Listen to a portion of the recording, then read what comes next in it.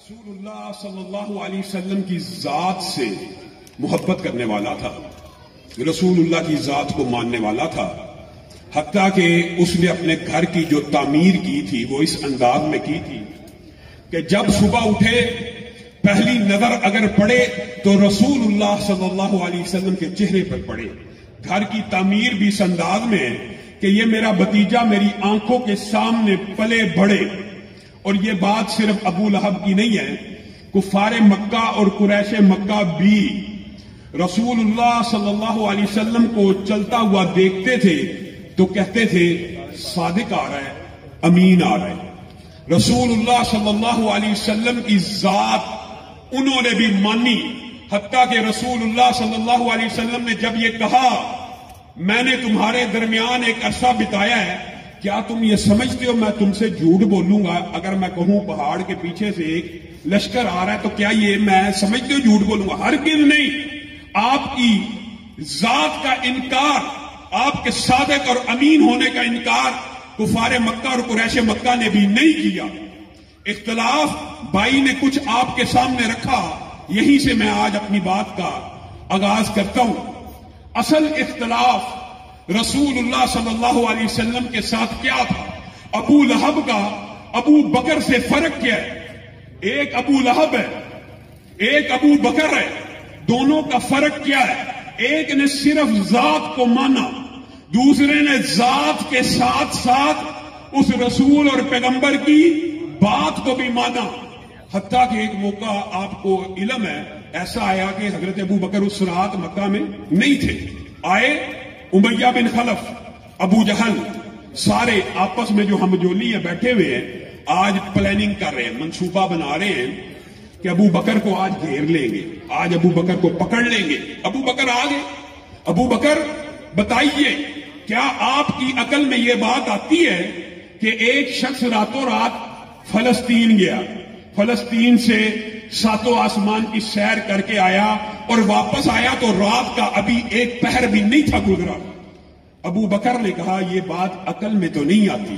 انہوں نے سمجھا وار چل گیا، آج ابو بکر ہماری باتوں میں آ جائے گا۔ ابو بکر پھر آپ کے صاحب نے اس بات کا اعلان کیا ہے کہ وہ فلسطین بھی گئے ہیں، 7 آسمانوں پہ بھی گئے ہیں اور 7 آسمانوں سے واپس آئے ہیں، رات کا ایک پہر بھی نہیں گزرا۔ اب آپ بتائیں، یہ آپ کا اور میرا منہج ہے، یہ آپ کا اور میرا عقیدہ ہے جسے آج ہم نے سمجھنا ہے۔ حضرت ابو بکر نے کہا عقل میں تو یہ بات نہیں آتی، لیکن اگر یہ بات رسول اللہ صلی اللہ علیہ وسلم نے فرمائی ہے تو ابو بکر کا ایمان کہتا ہے یہ بات سچی ہے۔ بات ختم۔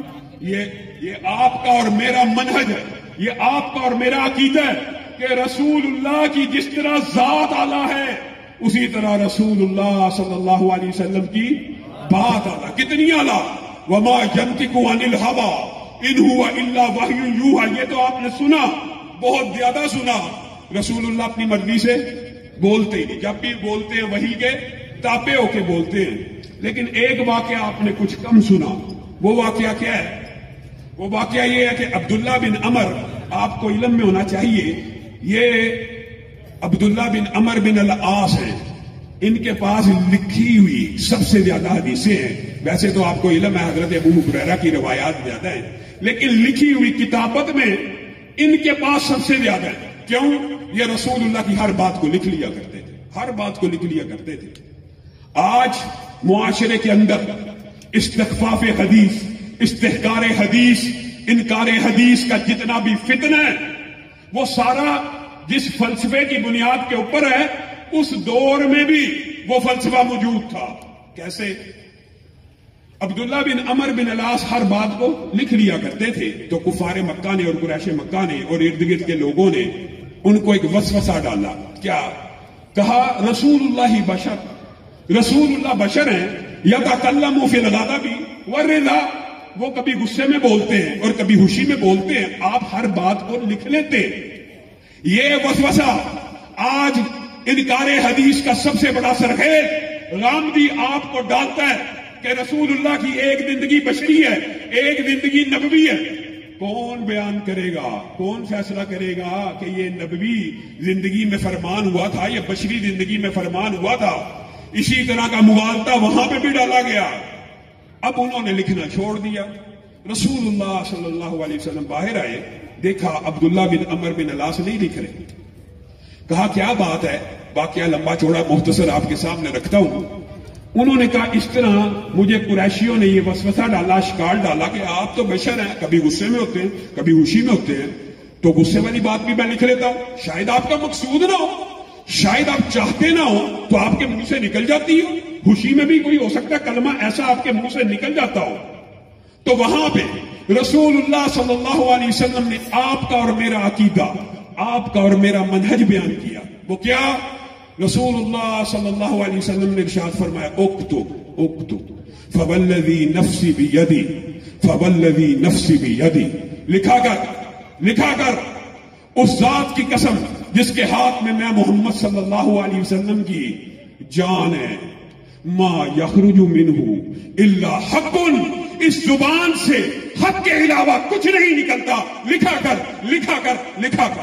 مجھے بتائیے, جس زبان سے حق کے علاوہ کچھ نہیں نکلتا, نہ غصے میں نہ خوشی میں, اس کی بات کو چھوڑ دیا جائے, اس کی حدیث کو چھوڑ دیا جائے, اس کے عمل کو چھوڑ دیا جائے, اور صرف ذات کے ساتھ محبت کرتے جائیں. اور میرے بھائیوں, ذات کے ساتھ محبت کرنا یہ بھی ہونی چاہیے, لیکن اصل محبت یہ ہے کہ آپ رسول اللہ کی صرف ذات سے محبت نہ کریں, ان کی بات سے بھی محبت کریں. یہ دو واقعات بھی شاید آپ نے علماء سے سنے ہو. ایک رسول اللہ وحی کے تابع بولتے ہیں, ایک آپ کی زبان سے غمی میں, خوشی میں, تنگی میں, آسانی میں کبھی حق کے علاوہ کچھ نہیں نکلتا. اور تیسری بات جو آج آپ کے سامنے رکھنا چاہتا ہوں وہ یہ ہے کہ رسول اللہ صلی اللہ علیہ وسلم کا جو حکم ہے, کیا وہ رسول اللہ کا حکم ہے کہ اللہ کا حکم ہے؟ رسول اللہ صلی اللہ علیہ وسلم جو حکم دیں اس کو ماننا, کیا صرف رسول اللہ کو ماننا ہے یا اللہ کو ماننا ہے؟ رسول اللہ صلی اللہ علیہ وسلم نے یہودیوں کی ایک بستی کے بارے میں صحابہ کو حکم دیا. کس نے حکم دیا؟ رسول اللہ نے. کس کو حکم دیا؟ صحابہ کو. حکم دینے والے کون ہیں؟ رسول اللہ. حکم کس کو دے رہے ہیں؟ صحابہ کو. کہ یہ جو سامنے کی جھاڑی ہے نا یہ کاٹ دو, یہ جو تنے ہیں یہ چھوڑ دو, یہ کاٹ دو, یہ چھوڑ دو, حکم دے رہے ہیں. صحابہ نے ایسا ہی کیا. تو یہودیوں نے, لمبا چوڑا واقعہ ہے, یہودیوں نے پروپیگنڈا شروع کر دی. کیا پروپیگنڈا کیا؟ کہ رسول اللہ صلی اللہ علیہ وسلم اللہ کے رسول ہیں, پیغمبر ہیں, درخت کاٹتے ہیں, جھاڑیاں کاٹتے ہیں, وہ تو جنگوں میں نہیں کاٹی جا سکتی, وہ اس طرح کا پروپیگنڈا.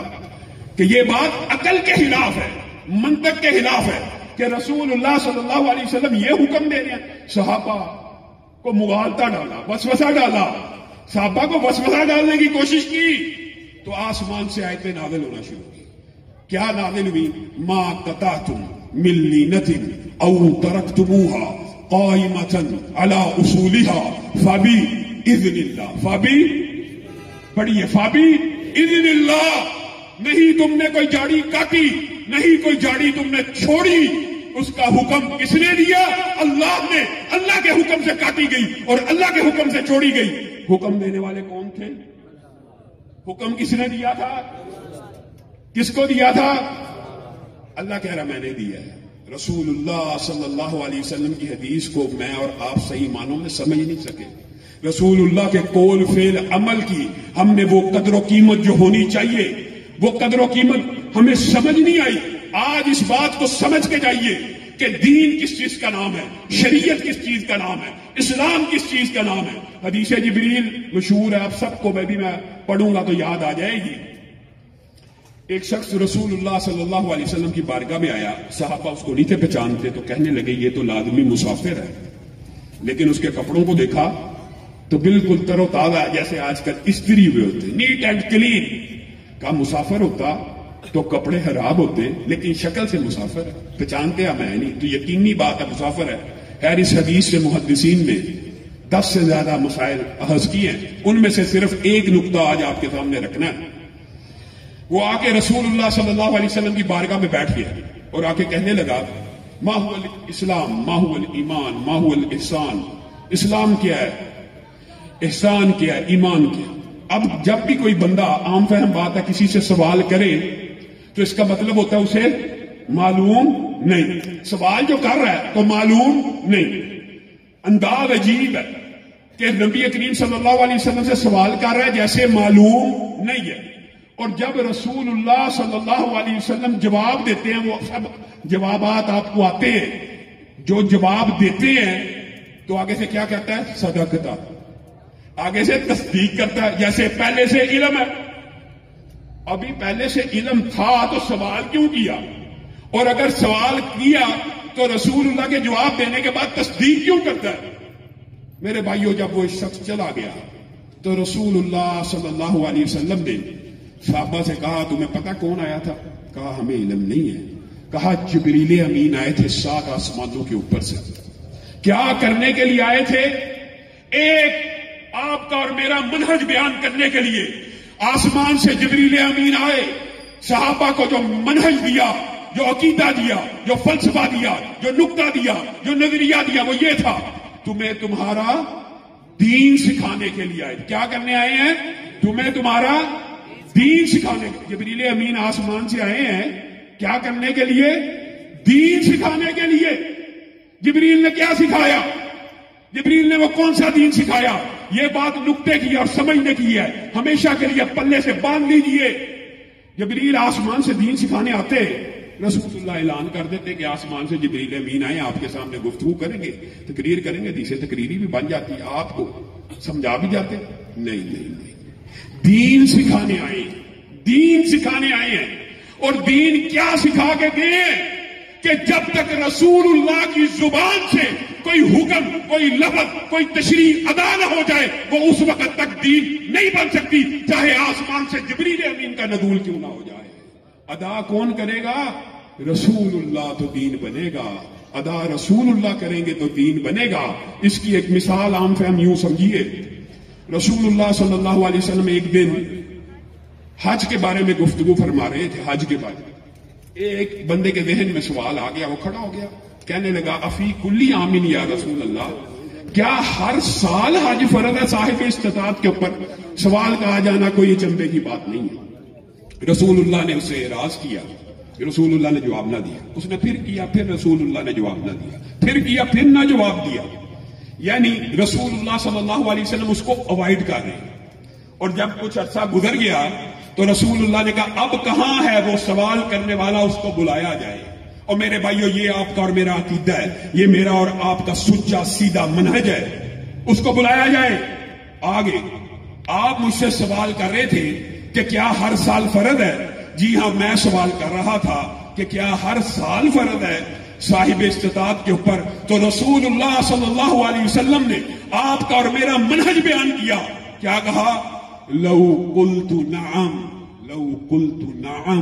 غور کیجئے, لو قلت نعم, اگر میں کہتا جی ہاں, اگر میں کہتا نون عین میم 3 حرف ہیں, لوجبت, تو میری امت کے لیے ہر سال کے لیے فرض ہو جاتا. اگر رسول اللہ کی زبان سے صرف جی ہاں نکل جاتا تو امت کے اوپر فرض ہو جاتا. اور رسول اللہ صلی اللہ علیہ وسلم تلقین کرتے رہے, کسی بات کو سمجھاتے رہے, نماز کا طریقہ بتلاتے رہے, وہ حکم دیتے رہے کہ نماز اس طرح پڑھو جس طرح میں نے پڑھی. آج کے لوگ عجیب و غریب فلسفہ بیان کرتے ہیں, اور یار حاجی صاحب آ گئے ہیں, یار لڑکا آ گیا مسجد میں, یار اس کو نماز پڑھنے دو, اینی حدیثیں لے کے آ جاتے ہو, اس طرح پڑھو, اس طرح. یار نماز تو پڑھ رہے, نماز تو پڑھ رہے, اس کو پڑھنے دو. ایمانداری سے بتلائیے گا, قربانی کے ایام میں کوئی حاجی صاحب ایک بکرا لے کے آئے, اس کا کان کٹا ہو, اس کا سین ٹوٹا ہوا ہو, وہ ٹانگ سے لنگڑا ہو, تو تم میں سے کون ایسا ایک بندہ جو کہے گا یار حاجی صاحب کو قربانی کرنے دو, چلو کر تو رہے ہیں, کوئی ایک بھی کہے گا؟ کیا کہو گے؟ عیب دار ہے قربانی, عیب دار ہے. خلاد بن رافع کی حدیث ہم بھول چکے. حلاد آئے, آگے نماز پڑھی, رسول اللہ صلی اللہ علیہ وسلم کو سلام کیا. رسول اللہ صلی اللہ علیہ وسلم نے سلام کا تو جواب دیا, لیکن ساتھ میں کیا کہا؟ ارجع فصلی فإنک لم تصلی, واپس لوٹ جائیے, آپ نے نماز نہیں پڑھی. پھر پڑھی, پھر آئے، پھر سلام کیا، جواب دیا، کہا ارجع فصلی فإنک لم تصلی، آپ نے نماز کوئی نہیں پڑھی۔ 3 دفعہ ایسا ہو گیا، بعض روایات میں اور بھی الفاظ ہیں، حلال آ کے کہنے لگے اے اللہ کے رسول مجھے آتی ہی ایسے، میں نے پڑھتا ہی ایسے ہوں، مجھے آتی ہی ایسے۔ رسول اللہ صلی اللہ علیہ وسلم نے کہا چلو پڑھتے ہو تو پڑھتے چلے جاؤ، چلو حاجی صاحب نماز تو پڑھنا شروع ہو گیا حج کے بعد، مولوی صاحب صوفی صاحب نماز تو پڑھنے دو۔ رسول اللہ صلی اللہ علیہ وسلم نے کہا اے خلاد جب تو رکوع کیا کر تو اطمینان بھی کیا کر، یہ اطمینان بھی رسول اللہ کی سنت ہے، اعتدال رسول اللہ کی سنت ہے۔ جب سجدے میں جایا کر کمر کو سیدھا کیا کر، یہ کیا رکوع میں جاتا ہے رکوع پورا نہیں ہوتا، کھڑا ہو جاتا ہے، سجدے میں جاتا ہے سر زمین کو پورا نہیں لگتا، اٹھ جاتا ہے۔ ایک اعتدال کی سنت کو چھوڑنے کے اوپر رسول اللہ نے 3 مرتبہ ان کو واپس بھیجا کہ آپ کی نماز قبول نہیں ہوئی۔ اور اب میں آپ کے سامنے جو بات رکھنے والا ہوں وہ یہ ہے، یہ کسی مولوی کا فتویٰ نہیں، یہ کسی عالم کا فتویٰ نہیں، یہ کسی مفتی یا فقیہ کا فتویٰ نہیں ہے۔ حذیفہ بن یمان کے سامنے بعین اسی طرح ایک شخص آیا اور آ کے اس نے بھی نماز پڑھی اور سلام کیا۔ حذیفہ نے کہا آپ نے نماز ادا نہیں کی۔ اس نے کہا یہ نماز تو میں 40 سال سے پڑھ رہا ہوں۔ کہا منذ کم تصلی ہکذا، کتنے سال سے؟ کہا 40 سال سے۔ اذن ما صلیت الآن، یہ حذیفہ بن یمان کا فتویٰ ہے، کسی مولوی کا فتویٰ نہیں ہے۔ پھر میری بات یاد رکھ لیجئے، ابھی تک آپ نے ایک بھی نماز کو ادا نہیں کیا، اور اگر آپ اسی طرح فوت ہو گئے تو آپ غیر اسلام پہ فوت ہو جائیں گے۔ آپ مجھے بتائیے میں اور آپ کس بات کی مولی ہیں، کس کھیت کی مولی ہیں؟ آپ کے صحابی ایک تابعی کو کیا بات کہہ رہے ہیں کہ آپ نے ایک بھی نماز نہیں پڑھی، وجہ کیونکہ نماز سنت کے مطابق نہیں، کیونکہ نماز سنت کے مطابق نہیں۔ اور دوسری طرف علماء مشائخ بیٹھے ہیں، سنن نسائی کی حدیث ہے، ایک بندہ اٹھے اور وہ کیا کرے، اس طرح وضو کرے جس طرح رسول اللہ صلی اللہ علیہ وسلم نے کیا۔ ایک طرف 40 سال کا نمازی ہے، دوسری طرف ایک بندہ ابھی اٹھے، اس طرح وضو کرے جس طرح رسول اللہ صلی اللہ علیہ وسلم نے وضو کیا، اور صرف 2 رکعتیں اس طرح پڑھ لے جس طرح رسول اللہ صلی اللہ علیہ وسلم نے پڑھی ہے۔ حدیث کے الفاظ ہیں وہ ایسا ہو جائے گا جیسے آج ماں کے پیٹ سے پیدا ہوا۔ صرف 2 رکعتیں اگر رسول اللہ کے مطابق ہوں تو سارے گناہ معاف۔ 40 سال کی نمازیں اگر رسول اللہ کی نمازوں کے برابر کے مطابق نہیں ہیں تو کوئی قبول نہیں۔ ایک بندہ اٹھے، آپ وہ واقعہ بھول گئے، 3 صحابی آئے تھے رسول اللہ کے پاس، 3، اور انہوں نے گھر سے کیا پوچھا تھا، رسول اللہ کیسے عبادت کرتے ہیں، کیسے روزے رکھتے ہیں، کیا ان کے معمولات ہیں۔ جب انہوں نے معمولات رسول اللہ صلی اللہ علیہ وسلم کے سنے تو وہ کہنے لگے یہ تو رسول اللہ کی اگلی پچھلی ساری خطائیں اللہ نے معاف کی ہوئی ہیں، ہم کچھ بڑھ کے کریں گے، ہم کچھ آگے نکلیں گے۔ ایک صحابی نے کہہ دیا میں روزے ہی رکھوں گا، دوسرے نے کہا میں سجدہ قیام ہی کروں گا۔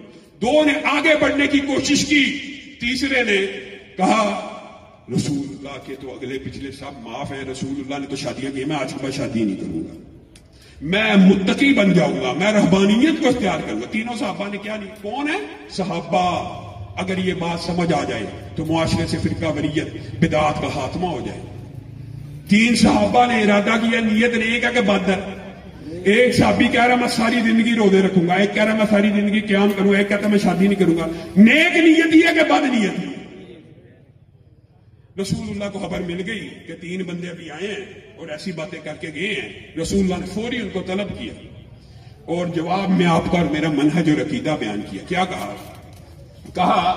میں تم میں سے سب سے زیادہ متقی ہوں، میں تم میں سے سب سے زیادہ اللہ سے ڈرنے والا ہوں، میں پیر اور جمعرات کا روزہ رکھتا ہوں، باقی دن نہیں رکھتا، میں رات کو قیام بھی کرتا ہوں، سوتا بھی ہوں، میں محمد صلی اللہ علیہ وسلم جو کائنات میں سب سے زیادہ متقی ہے، سب سے زیادہ اللہ سے ڈرنے والا ہے، اس محمد صلی اللہ علیہ وسلم نے شادیاں بھی کی ہیں۔ فمن راغب عن سنتی فمن راغب عن سنتی فلیس منی، کن کو کہہ رہے ہیں؟ صحابہ کو۔ جو میری سنت سے اعراض کرے گا، جو میری سنت سے اعراض کرے گا. یہ راغبہ کے اندر محدثین نے جو تشریح کی، اگر یہ سمجھ آ جائے تو شاید ہمارا عقیدہ بھی ٹھیک. اعراض کا مطلب کیا ہوتا ہے؟ یا آگے بڑھ جانا یا پیچھے رہ جانا. دونوں باتیں اس ایک لفظ میں پوشیدہ ہیں. یہاں سے آپ یہ بات سمجھیے. آپ کے سامنے ایک بات رکھ رہا ہوں اور مزید اگزامپل کے طور پہ، آپ میں سے یا میں، ہم میں سے کوئی شخص ارادہ کرے کہ میں پورا سال روزہ رکھوں گا، پورا سال متصل روزے رکھتا چلا جاؤں گا، پورے سال کے 360 دن روزے رکھتا چلا جاؤں گا. بتائیے اس کو ثواب ملے گا یا گناہ ملے گا؟ بتائیے. گناہ ملے گا. روزہ رکھنے کا گناہ وہ کیسے ہو سکتا ہے؟ روزہ تو دین سے ثابت ہے، روزے کی تو اصل موجود ہے. لیکن اگر کوئی بندہ پورا سال روزہ رکھے، رسول اللہ کی حدیث کے مطابق اس کو اجر و ثواب نہیں ملے گا، بلکہ کیا ملے گا؟ گناہ ملے گا. دوسری طرف رسول اللہ نے عبداللہ بن عمر بن العاص کو کیا کہا تھا؟ 3 روزے اگر تو رکھ لے، 3 روزے ایام 20 کے 3 روزے، ایک طرف پورے سال کے روزے رکھے ہو، مہر نبوت موجود نہ ہو، وہ روزے سارے اللہ کے ہاں مقبول نہیں ہیں. اور دوسری طرف اگر تو صرف 3 روزے رکھ لے، یہاں پہ مہر نبوت موجود ہے، یہاں پہ حکم رسول موجود ہے، تجھے 3 روزوں کا ثواب نہیں بلکہ کتنے روزوں کا ثواب ملے گا؟ 30 روزوں کا. 3 روزے جو ہر ماہ رکھے اس کو تو پورے سال کا ثواب مل گیا، اور جو پورے سال رکھے گا اس کو اجر و ثواب نہیں ملے گا. یہ دین ہے، یہ شریعت ہے. کیوں؟ اللہ کو تعداد مقدار مطلوب نہیں ہے. اعمال کے اوپر اللہ کو مقدار اور تعداد مطلوب نہیں ہے. اعمال کے اوپر اللہ رب العزت کو یہ بات مطلوب ہے کہ اس عمل کے اوپر پیارے نبی کی مہر ہے یا نہیں. پیارے نبی کی مہر ہے تو عمل قبول ہے. امام مالک کے پاس ایک اور مثال سے آپ کو بات سمجھاتا ہوں. امام مالک کے پاس ایک شخص آ گیا اور آ کے کہنے لگا، اے امام مالک،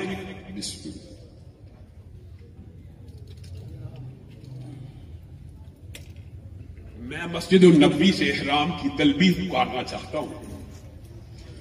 آپ مسجد النبوی سے کیوں تلبیہ پکارنا چاہتے ہیں؟ وہ جو ذی الخلیفہ ہے، بیر علی ہے، اب یار علی جس کو کہتے ہیں، اب وہاں سے جا کے تلبیہ کہیے. رسول اللہ صلی اللہ علیہ وسلم نے وہاں سے جا کے تلبیہ کی تھی. اچھا جی، میں امام مالک آپ کو ایک بات بتاتا ہوں. ہاں جی، کیا بات ہے؟ یہ جو مسجد النبی ہے اس میں روزہ تو میرے یاد ہی جننا ہے. ادھر ایک نماز کا ثواب 1000 نماز کے برابر ہے. یہ آخری نبی کی آخری مسجد ہے. اس مدینہ کے اندر دجال نہیں آ سکتا، اس مدینہ میں طاعون نہیں آ سکتا. میں یہ چاہتا ہوں، میں نے احادیث کھنگالی ہیں کہ بیر علی کی مجھے اس کے علاوہ کوئی فضیلت نہیں ملی کہ وہاں سے نبی کریم نے تلبیہ کی تھی، جبکہ مسجد نبی کی مجھے بے شمار فضیلتیں مل گئی ہیں، اور میں چاہتا ہوں میں تلبیہ یہاں سے پکاروں. تو امام مالک نے ان کے سامنے ایک آیت پڑھی تھی، فَلْيَحْذَرِ الَّذِينَ يُخَالِفُونَ عَنْ أَمْرِهِ أَن تُصِيبَهُمْ فِتْنَةٌ. اے شخص تو ڈر جا، تو فتنے میں مبتلا ہو چکا ہے. تیرا عقیدہ اور نظریہ یہ ہے، اور یہ بات یاد رکھیے، آج بھی یہ حسب حال ہے. تیرا عقیدہ اور نظریہ یہ ہے کہ جس فضیلت کا، جن فضائل کا تجھے علم ہو گیا، وہ معاذ اللہ رسول اللہ کو علم نہ ہوئے، وہ رسول اللہ کو خبر نہ ہوئی. تیرے لیے یہی بات کافی ہے ذی الحلیفہ سے تلبیہ کہنے کے لیے کہ رسول اللہ صلی اللہ علیہ وسلم نے وہاں سے تلبیہ کی ہے. ڈر جا.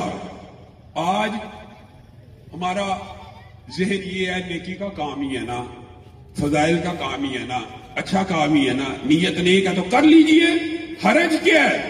رسول اللہ صلی اللہ علیہ وسلم نے فرمایا، میں پیر کے روز پیدا ہوا اور میں پیر کا روزہ رکھتا ہوں. میں پیر کے روز پیدا ہوا، میں پیر کا.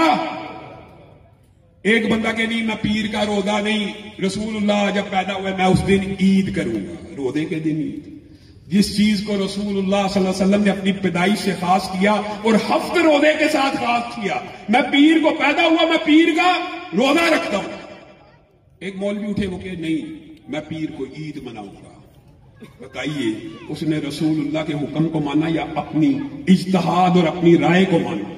اور رائے وہ بھی رسول اللہ کے سامنے رائے چلانا.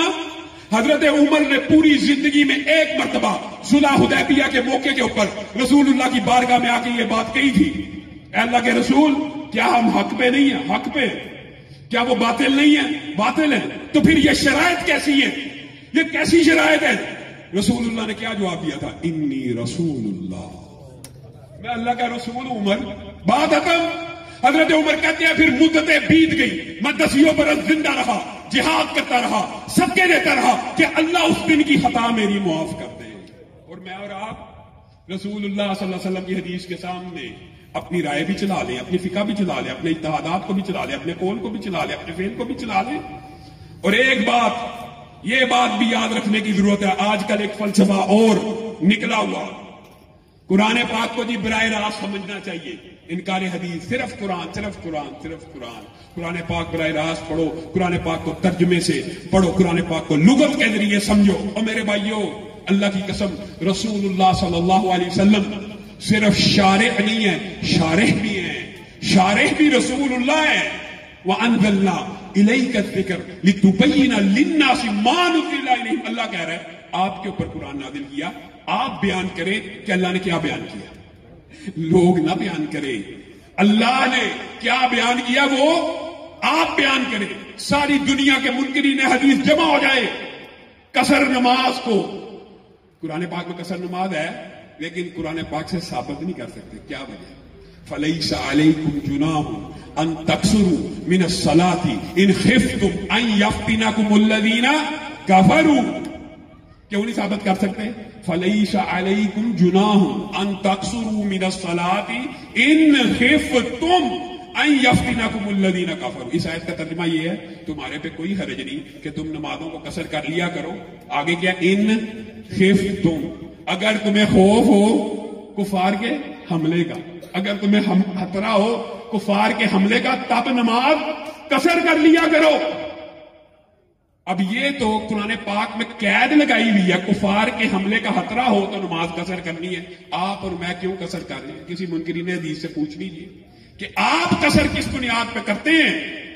اور آپ کو حیران کن بات بتاؤں، یعلا بن امیہ کا بعض روایات میں یہ لفظ آتا ہے کہ وہ ایک دن حضرت عمر کے پاس آ گئے اور آ کے کہنے لگے عمر اب آرڈیننس جاری کیجیے۔ عمر نے کہا کیا آرڈیننس؟ یہ قرآن کی جو آیت ہے نا یہ کفار کے حملے کے ساتھ خاص تھی، اب آرڈیننس جاری کیجیے، نماز قصر ختم ہوگی، اب ہمیں کفار کے حملے کا خطرہ نہیں ہے۔ تو حضرت عمر کا چہرے کے اوپر مسکراہٹ، حضرت عمر کہنے لگے عجبت مما عجبت، عجبت مما عجبت، اے یعلا بن امیہ میں تجھے کیا بیان کروں، اسی آیت کے بارے میں مجھے بھی تعجب پڑ گیا تھا اور میں رسول اللہ صلی اللہ علیہ وسلم کی بارگاہ میں پیش ہو گیا تھا، اے اللہ کے رسول اب تو کفار کے حملے کا خطرہ ٹل گیا ہے، اب یہ قصر نماز کیوں ہے؟ تو رسول اللہ کی چہرے کے حد و حال بگڑ گئے تھے اور بدل گئے تھے، تیور بدلے۔ رسول اللہ صلی اللہ علیہ وسلم نے کہا یہ اللہ نے صدقہ دیا اور میں محمد صلی اللہ علیہ وسلم اس صدقے کو امت میں جاری رکھنا چاہتا ہوں۔